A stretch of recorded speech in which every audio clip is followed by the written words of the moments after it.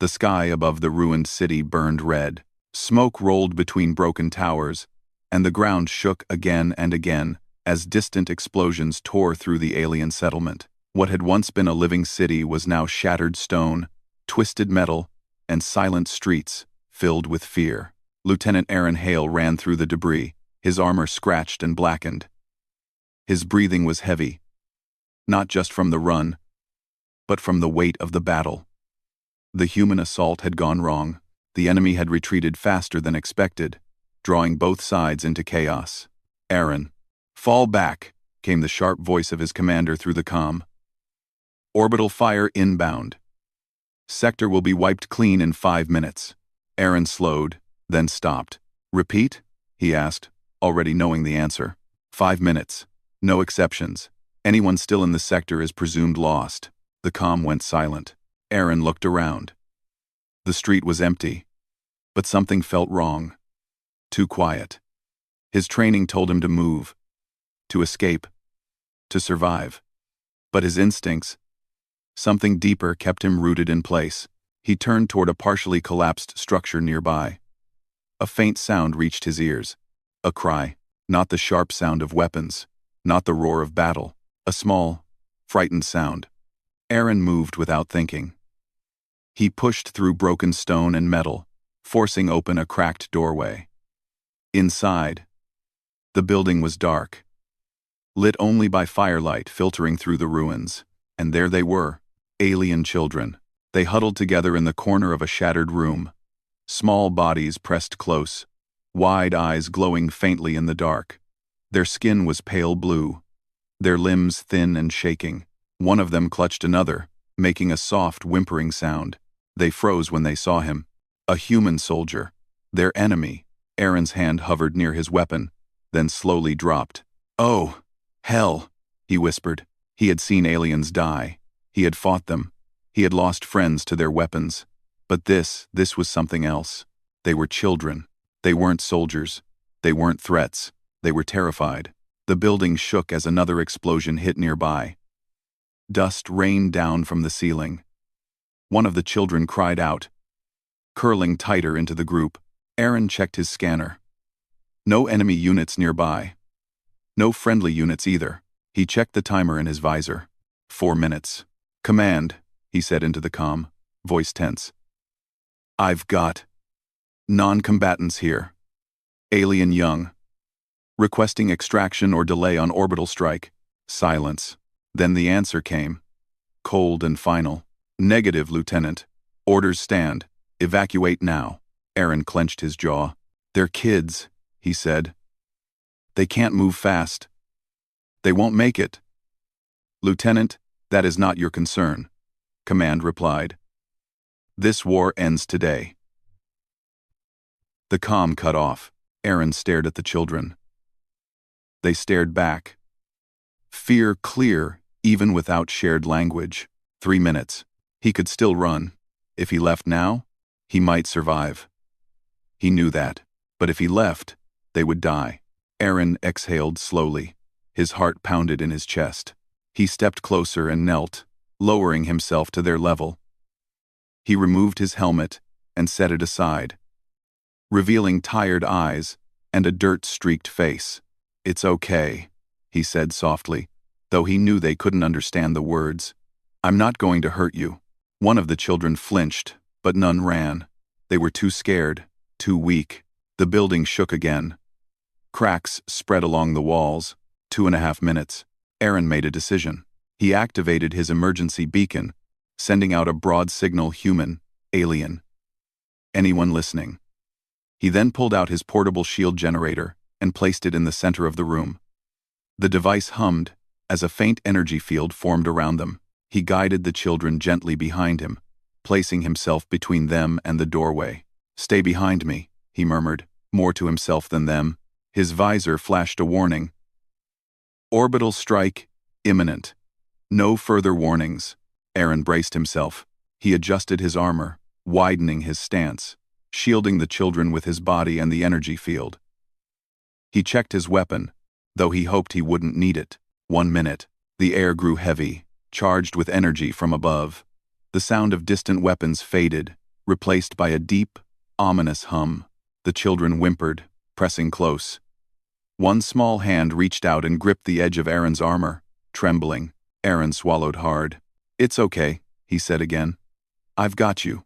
30 seconds. He closed his eyes for a moment, thinking of Earth, of the blue skies, of the people who believed soldiers were only made to destroy. 20 seconds. Something moved outside the building. Aaron snapped his eyes open, raising his weapon. Footsteps echoed through the rubble, heavy, deliberate. 10 seconds. A massive shape appeared in the doorway. Alien, tall, armored, powerful. A warrior by every measure. Her presence filling the ruined room. Her weapon was raised, glowing with lethal energy. Aaron stepped forward, placing himself fully between her and the children. "Stop," he said firmly, even though he knew she might not understand. His weapon stayed lowered, but ready. The warrior's glowing eyes shifted past him. She saw the children, her children. 5 seconds. Her weapon trembled slightly. The orbital strike countdown reached 0. Nothing happened. No fire from the sky.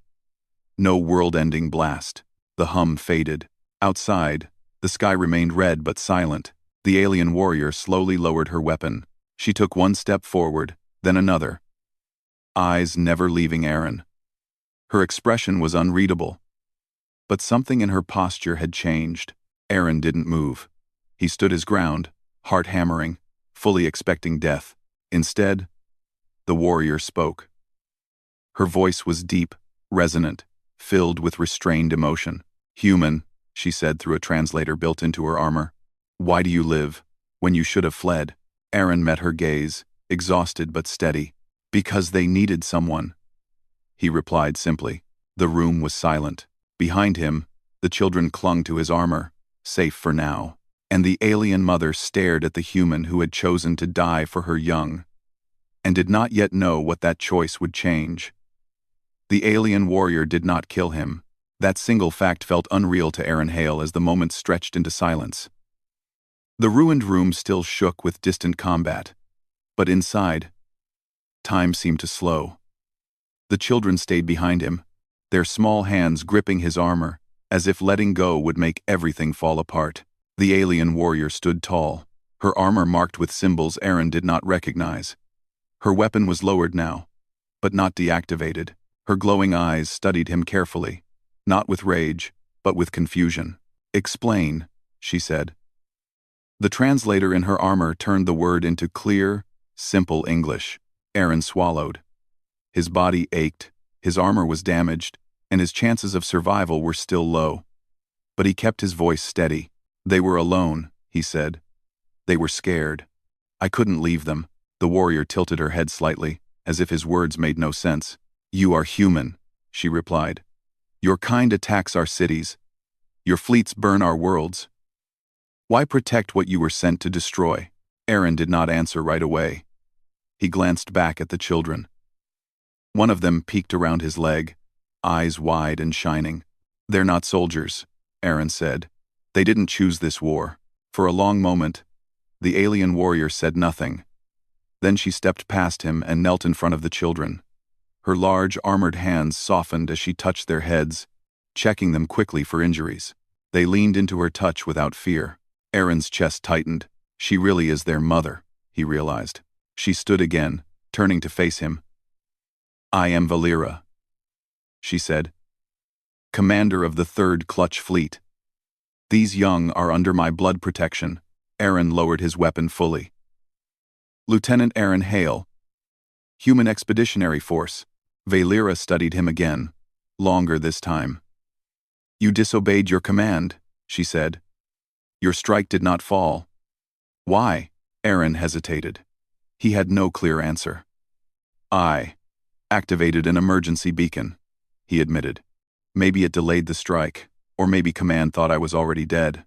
Valera's eyes narrowed. "Your people abandon their own?" "Sometimes," Aaron said quietly. The truth of it hung heavy in the air. Valera turned and spoke into her own comms, issuing rapid commands in her native language. Moments later, heavy footsteps echoed outside. Several alien soldiers entered the building, weapons raised, then froze when they saw the children. Their posture changed instantly. Weapons lowered. Respect replaced aggression.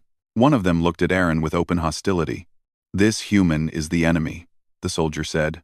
"He is under my authority," Valera replied sharply. "He lives." The soldiers hesitated, then bowed their heads in acceptance. Aaron exhaled slowly, not realizing he had been holding his breath. Valera gestured toward the doorway. "You will come with us." Aaron nodded. He had no real choice. As they moved through the ruined streets, alien soldiers formed a protective circle around the children. Aaron walked in the center, hands visible, weapons secured. He expected chains, restraints, or a strike from behind, but none came. Instead, Valera stayed close. They reached a fortified structure built into the remains of a massive tower. Inside, the air was warm, filled with low light and quiet voices. The children were led away gently, escorted by medical staff. One of them looked back at Aaron. The smallest one lifted a hand in a shy, uncertain gesture. Aaron raised his hand in return. Then, they were gone. Something inside him felt suddenly empty. He was taken to a guarded chamber, stripped of his weapons but not his armor. The door sealed with a soft hum. Hours passed, or maybe minutes. He wasn't sure. Eventually, the door opened. Valera entered alone. "You should be dead," she said bluntly. Aaron gave a tired half-smile. "I get that a lot." She ignored the joke. "My people believe humans are creatures of hunger, that you take without thought, that you kill without reason." She stepped closer. "Yet you stood in front of my young. You accepted death without demand." Aaron met her gaze. "I didn't do it to prove anything." "Then why?" she pressed. Aaron looked down at his hands. "Because someone once did the same for me." Valera paused. "When I was a kid," he continued, "my city was bombed. I wasn't supposed to survive. A stranger pulled me from the rubble. I never even learned his name." He looked back up. The alien commander said nothing. But something in her eyes shifted. "You know what my council will demand," she said finally. "Your execution." Aaron nodded. "I figured. Many already call for it," she said.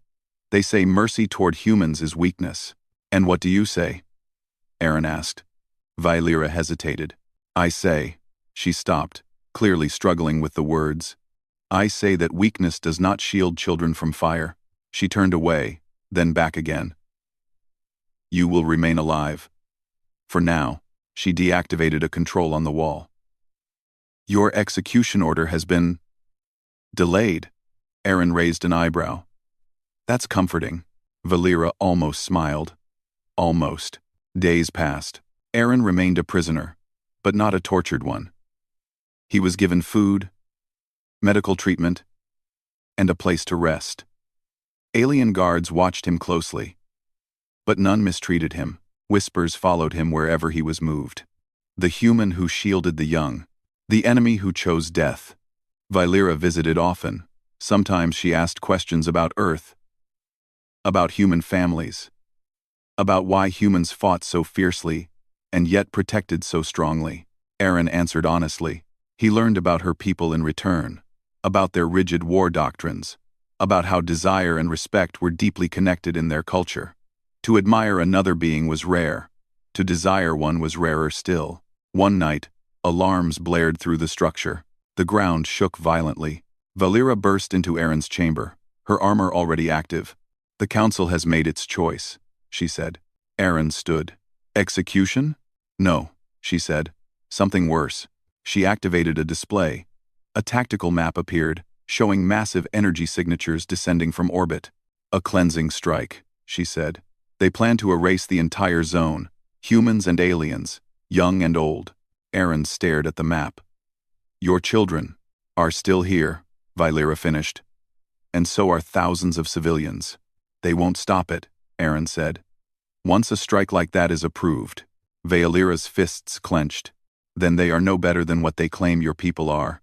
She looked at Aaron, eyes burning with conflict. "You warned me once," she said.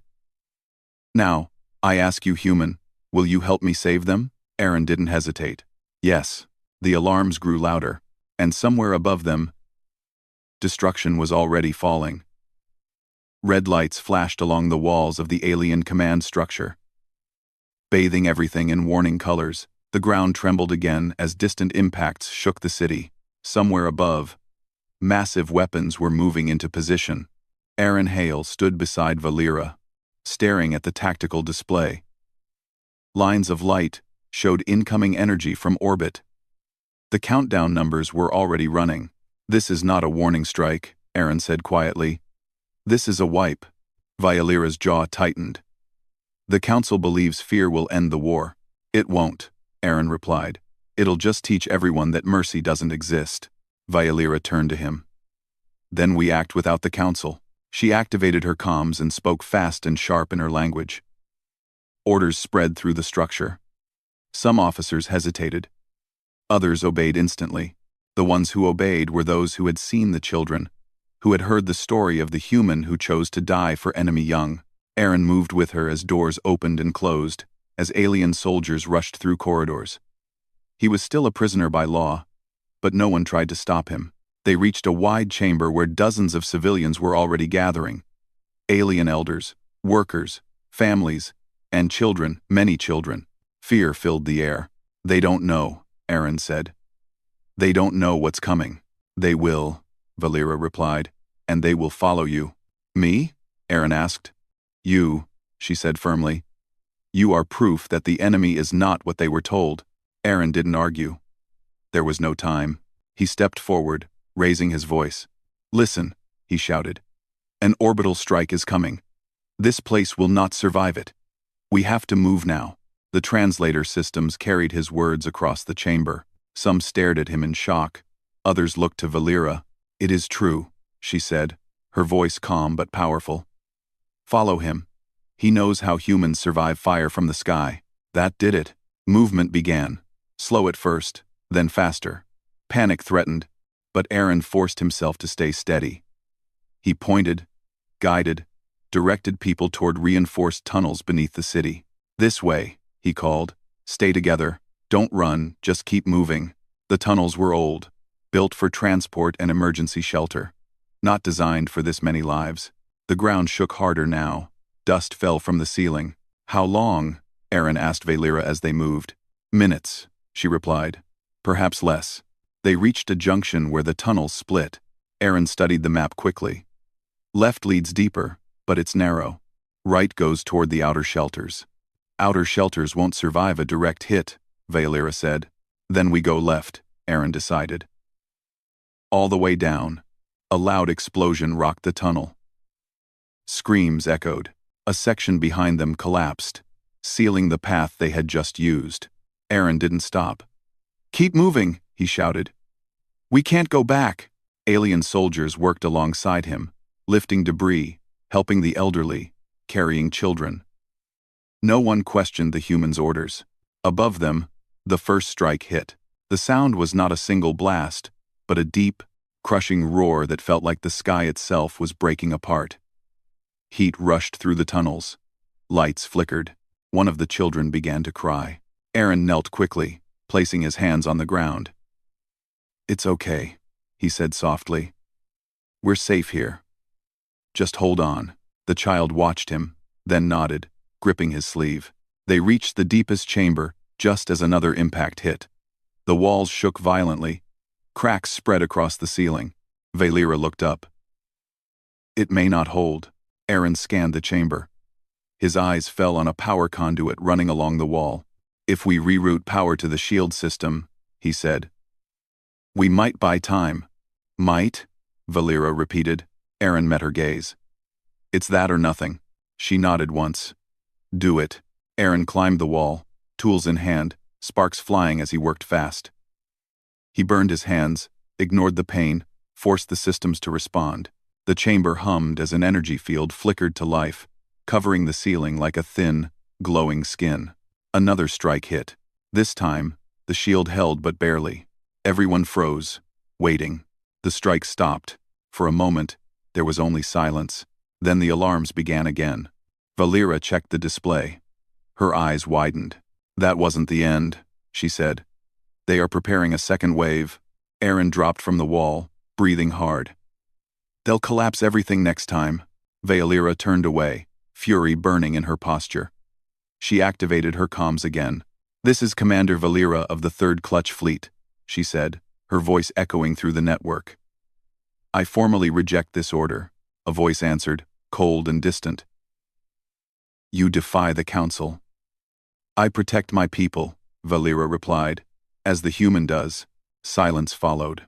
Then, unexpectedly, another signal appeared on the display. Human. Multiple human ships were dropping out of hyperspace above the planet. Aaron stared. That's our fleet. They did not retreat? Valera asked. No, Aaron said slowly. They came back. The human commander's voice cut through the channel. This is Admiral Reyes of the Human Expeditionary Force. We detected unauthorized orbital weapons charging. Any non-combatants in the zone, identify yourselves. Valera looked at Aaron. Aaron stepped forward. This is Lieutenant Aaron Hale. There are thousands of alien civilians here, children included. A pause. Then Reyes spoke again. Understood, the Admiral said. All human units, stand down, offensive operations. Prepare evacuation and defensive cover. No exceptions. Valera stared at the display. Stunned. They choose. To protect us? She asked. Aaron nodded. That's who we are. Even when it costs us. Human ships moved into position, intercepting the next wave of orbital fire. The sky above the city lit up, not with destruction, but with shields and countermeasures. The second strike never landed. Cheers spread through the chamber. Some cried. Some fell to their knees. Valera turned to Aaron, her eyes filled with something he had never seen in an enemy before. Trust, respect, and something deeper. She stepped in front of him as alien council guards suddenly appeared at the chamber entrance, weapons raised. This human is a traitor, one of them shouted. He interfered with council law. Valera did not move aside. She stood directly in front of Aaron, her body blocking every weapon. He is under my protection, she said, voice unshaking. If you wish to take him, you will go through me. The guards hesitated. Behind Valera, children gathered closer to Aaron. Human ships continued to descend. The war had not ended, but something far more dangerous had begun. The truth. The chamber was silent, except for the low hum of shields and distant sounds of ships moving above the city. Valera stood firm, her body still blocking the line of fire between Aaron and the alien council guards. Her armor glowed faintly, power-ready but restrained. The guards hesitated, unsure. Their training pulling them one way and the sight before them pulling them another. Lower your weapons, Valera commanded. One guard stepped forward. Commander, the council ordered the death of our children, Valera said sharply. I will not obey that. Her words carried through the chamber. Civilians watched. Soldiers listened. The meaning was clear. The guards slowly lowered their weapons. Outside, the ground no longer shook. The sky above the ruined city was filled with human and alien ships holding position. Not firing. Not retreating. For the first time since the war began, the weapons were quiet. Admiral Reyes appeared on a large projection in the chamber.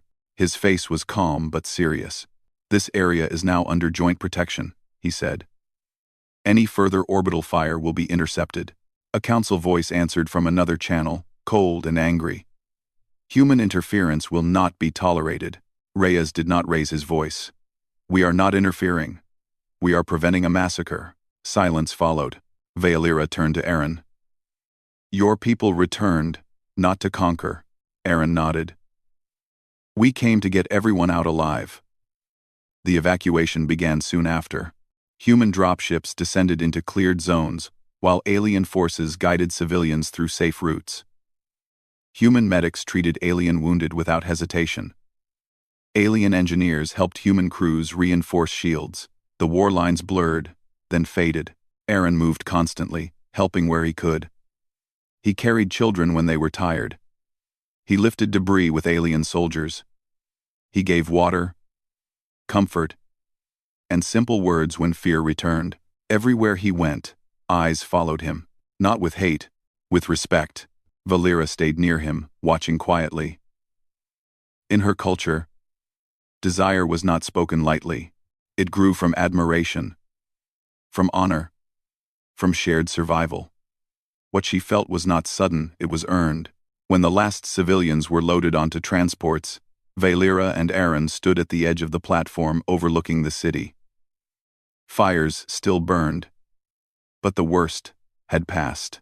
"The council will not forget this," Valera said. "They may name me traitor." Aaron looked at her. "Do you regret it?" She answered without pause. "No." Human and alien leaders met aboard a neutral station hours later. The truth of the events spread fast. Recordings showed a human soldier shielding alien children. Transcripts revealed the council's decision to wipe out civilians. Witnesses spoke of humans choosing defense over victory. Public opinion across systems shifted like a storm. The alien coalition fractured. Some fleets withdrew. Others demanded peace talks. The war, once fueled by fear and lies, lost its fire. Aaron was called before the human command. "You disobeyed orders," a general said. "Yes, sir," Aaron replied. "You delayed a strike and endangered our forces." "Yes, sir." The general studied him for a long moment. "You also saved thousands of lives." "Human and alien," he sighed. "You're suspended from active combat." Aaron nodded, accepting it. "Because," the general continued, "you're being reassigned." "To what, sir?" The general allowed himself a small smile. "Diplomatic liaison." Aaron blinked. "Sir? You seem to have a talent for reminding people what humanity stands for." Valera watched the exchange from across the chamber. When it ended, she approached him. "You are no longer a soldier?" she asked. "Still a human," Aaron replied. "That part doesn't change." She studied his face, then nodded slowly. "In my culture, to desire another is to trust them with your future." Aaron met her gaze. "And what does that mean for us?" "It means," she said, choosing her words carefully, "that I would walk beside you. Not above, not below." He smiled, tired but real. "I'd like that." The peace accords were signed weeks later. They did not end all conflict. They did not erase pain. But they created something new, a shared understanding that spread across the stars. Humans were no longer seen only as destroyers. They were protectors. Stories spread of the lieutenant who stood between fire and children, of the alien commander who chose mercy over command, of a moment when two enemies decided that life mattered more than victory. Aaron and Valera traveled together, speaking to worlds that still feared each other. They did not speak of power. They spoke of choice, of standing when it would be easier to run, of protecting the helpless, even when they belonged to the enemy. In time, children, human and alien, learned the story as history, not legend. A turning point. A lesson.